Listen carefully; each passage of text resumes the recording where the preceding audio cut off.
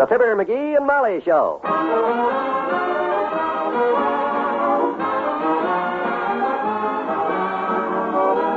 NBC and Tums bring you Fibber, McGee, and Molly transcribed. The show is written by Phil Leslie and Ralph Goodman and directed by Max Hutto.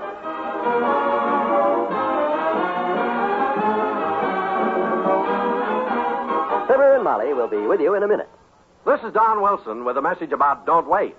This is Don Wilson with a message about saving money. This is Don Wilson with a message about a most pleasant relief for acid indigestion. The answer to all these things is spelled T-U-M-S. Yes, Tums for the tummy. With Tums, you don't wait for relief from sour stomach or heartburn because there's absolutely nothing to mix, no water or glasses needed, no waiting at all. You just eat one or two delightful, minty-tasting Tums, and relief starts immediately. And Tums are so economical, only 10 cents a roll, that you can always keep them handy. Carry them in pocket or purse for top-speed relief whenever or wherever some favorite food, overindulgence, or smoking too much causes distress. So don't wait. Get fast-acting, economical, delicious Tums today.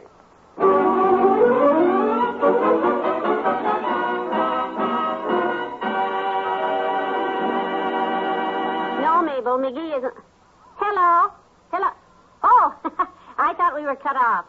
McGee isn't up yet. He was pretty tired when we got home last night. Yeah, he usually sleeps through the second feature, but this time we saw Sadie Thompson and the rain kept him awake. Every time it thunders... Molly. Oh, Molly. I better hang up, Mabel. He's up. Yeah, that noise you heard was the master of the house calling for his maid. Molly, where's my brown sweater? Do you know? It's in the closet, dearie. Call you later, Mabel. Yes, I hate to tell him, but... Yes, I'll let you know. Bye. In the closet where, Molly? I looked all over. Take it easy. Mother's coming. Better coddle him a little before I break the news. I suppose it's the only thing to do, but I wish there was some other way. Now, sweetheart, what's your problem? I've looked through this closet 6 times, and I can't find my brown sweater. I had it a week ago. What's this, right next to your raincoat? Well, it's no wonder I couldn't find it. It was on a hanger all by itself. I was looking under stuff. Next time, let me put it away, will you? I got my own system for finding things in this closet. I don't know how you ever locate anything in there. Look at that mess. You've got anywhere from 3 to 6 things on each hanger. That's the whole idea. It's alphabetical. You tried to explain that mess to me once, but I never did understand it. Well, the whole mess is a very simple mess, or the whole deal. Here, look. Each hanger has a letter on it, see? Yes? This one here marked T has got T-shirts, trousers, and tucks on it. My goodness. Down here under C, we got coats, coveralls, and my silk kerchief. Next to that, under D, we got denims and a suit. A suit? Dark suit. Oh. I suppose under L you hang your longies, leggings, and light suits. Sure. See how simple it is? That brown sweater should have been right here on hanger B with this blazer and breastplate. There. What on earth is that cast iron camisole doing in your closet? I brought it down from the attic last week. It's a souvenir from the days that old Fred Nittany. You know Fred Nittany? The guy that him and me had us a vaudeville act together from Starved Rock, Illinois together? And me? We played the Palace Theater. I've heard about Fred. This thing was once wore during the third act of Julius Caesar, Molly. I don't recall hearing that you and Fred ever played Shakespeare. No, we didn't. We were breaking in a new set of jokes one night, and I borrowed this from a friend of mine that was playing the opera house down the street. You know, just in case. You borrowed it and never returned it?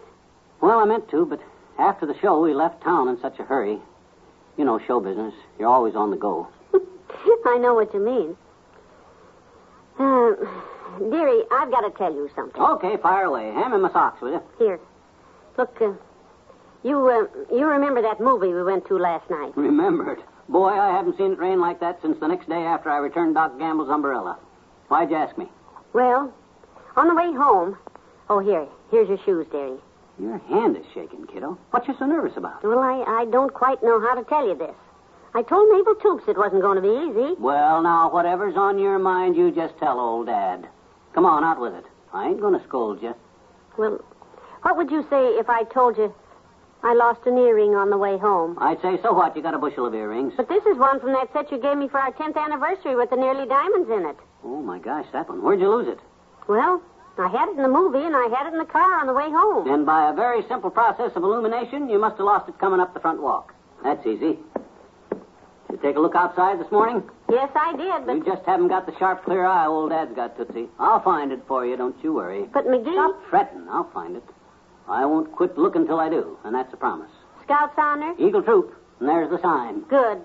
I'll go get your breakfast ready. I'll run outside right now and take a look around before we eat. I'll go over that front sidewalk with a fine-tooth comb till I find that earring, because when I promise to do something... Molly!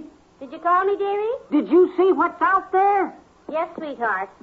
That's why I was afraid to tell you. Woo! You better fix a big breakfast while I get out the snow shovel. That snow must be 3 feet deep.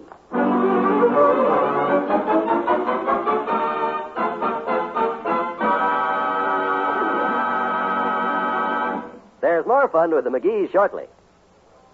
You know, friends, we've all smiled at the eager young father up the street who buys his newborn son a football or an electric train.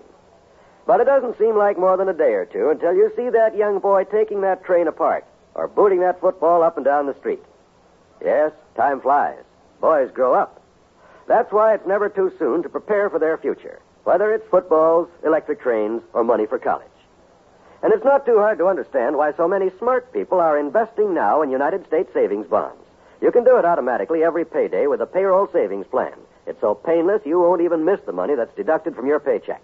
Your employer sets aside a couple of dollars each payday, any amount you say. When there's enough for a savings bond, he buys it for you automatically. And those bonds make money for you. When they mature, you get back $4 for every 3 you put in. Extra dollars you'll need for your children's education. Invest in United States savings bonds on the payroll savings plan.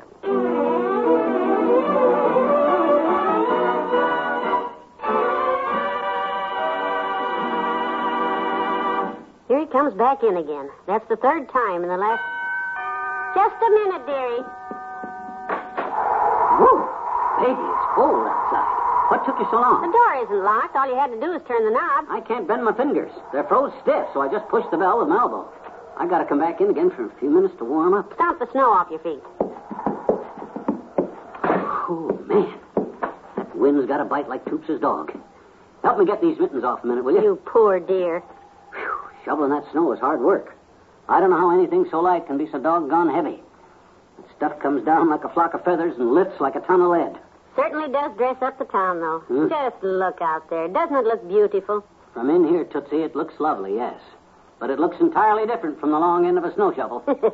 So far, I've shoveled off the front steps and half the front walk, but I haven't seen a sign of that earring yet. Oh, dear. I didn't realize it was going to be such a job, MCGee. Why don't you quit? I feel bad. Oh, no. I gave you my word. Scout's honor, and I'm sticking to my promise. I'll keep looking.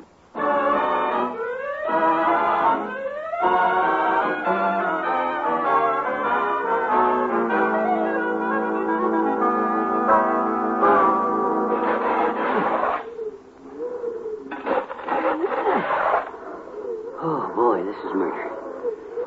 Whew, I've practically cleared the whole sidewalk, and I still don't see any sign. Oh, there it is. Hey, Molly, Oh, sassafras. Piece of busted glass.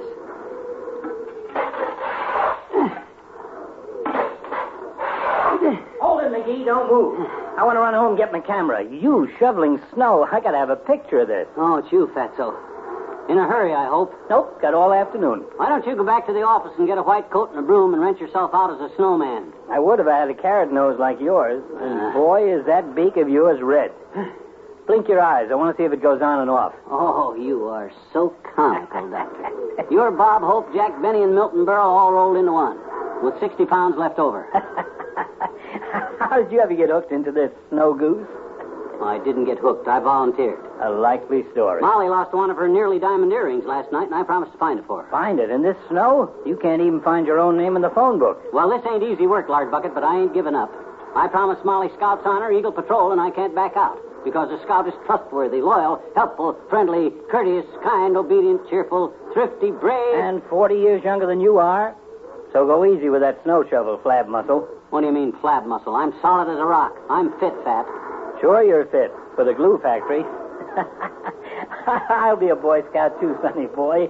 I'll do my good turn. You going to help me shovel? No, I'll drop by at dinner time and untie the knots in your back. So long, tenderhead. Well, he knows about tying knots. My gosh, if that earring don't turn up in the next few shovelfuls, though, I don't know where to look because... How's it coming, dearie? Any luck? No, I've shoveled the whole walk in both directions. All the way around the house. Oh, dear. Stand back. There's just about 2 more shovels full left. Oh, MCGee, look. What? right there just where you picked up that last shovelful of snow. The earring. Sweetheart, you did it. You found my earring. Well, I told you I would. There you are, kiddo. When I make a promise, Scout's honor, I keep it. I know you do, dearie. You're just the most wonderful. Oh, stop, Molly. Not out here in the middle of the street. Don't be so shy. The neighbors all know we're married. I told them. You'd better get those wet shoes off. Come on in the house before you catch cold.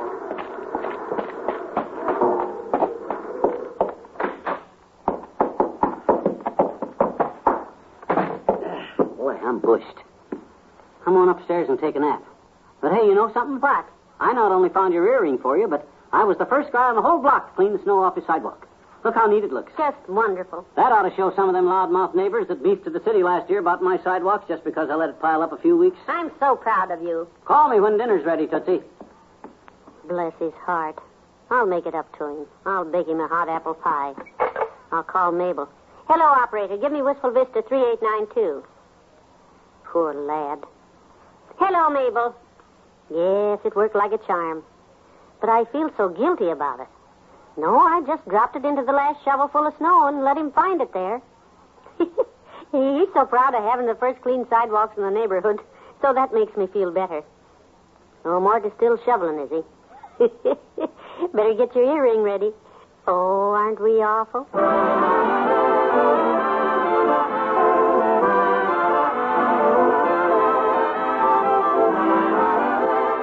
We'll say goodnight to Fibber and Molly in a moment.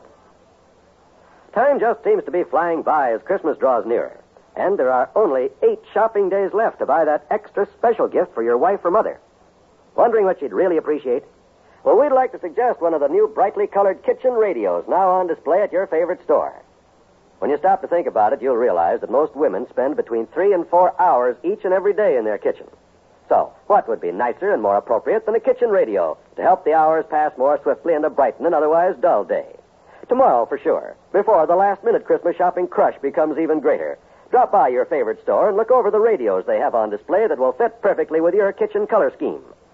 And then on Christmas morning, when you present your wife or mother with a kitchen radio, you'll know that she'll be pleased not only on that day, but throughout the year. A radio in the kitchen will put the world at her fingertips when she sets the dial to the NBC radio network.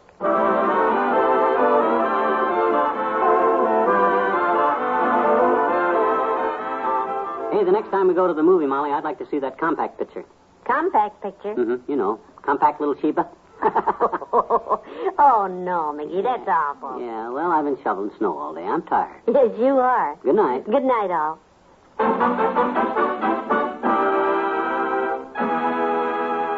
NBC and Tums have brought you the Fibber, McGee, and Molly program, transcribed with Arthur Q. Bryan as Dr. Gamble. This is John Wald, inviting you to be with us again tomorrow night for another visit with Fibber, McGee, and Molly.